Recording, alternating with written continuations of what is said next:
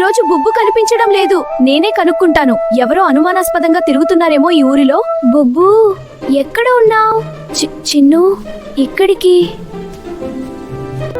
నోకో నా నవ్వు తీసుకున్నాడు. నవ్వు? నువ్వు నవ్వలేకపోతున్నావా? పల్లెటూరి వాళ్ళందరినీ నిశ్శబ్దంగా మార్చడానికి. చిన్ను, ముందుకురా.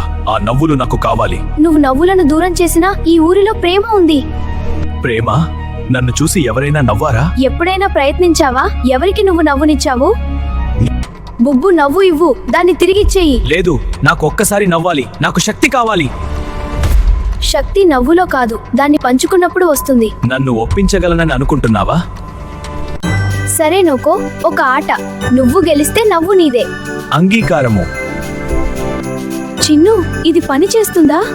నాకొక యోచన ఉంది. నోకో, ఈ జోక్ వినాలా?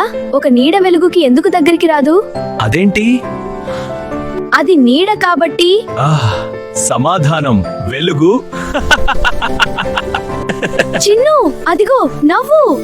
నువ్వు నవ్వావు అంటే శక్తిని పంచుకున్నట్టే. నేను నవ్వానా? నాకు ఇది ఎందుకు బాగుంది? నవ్వు పంచుకున్నప్పుడే మనసు హాయిగా ఉంటుంది.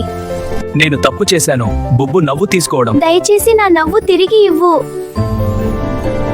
ఇస్తే మళ్ళీ ఒంటరిగా అయిపోతానేమో. మేము నీ స్నేహితులం అవుతాం.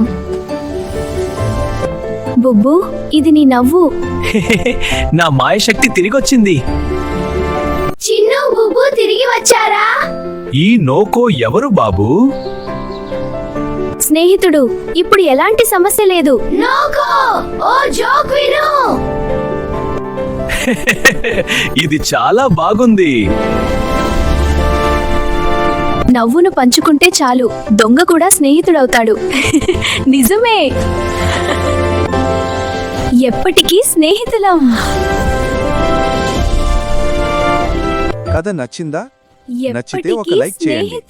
మరిన్ని కథల కోసం సిరిచిట్టి లోకం ఛానల్ను చూస్తూ ఉండండి.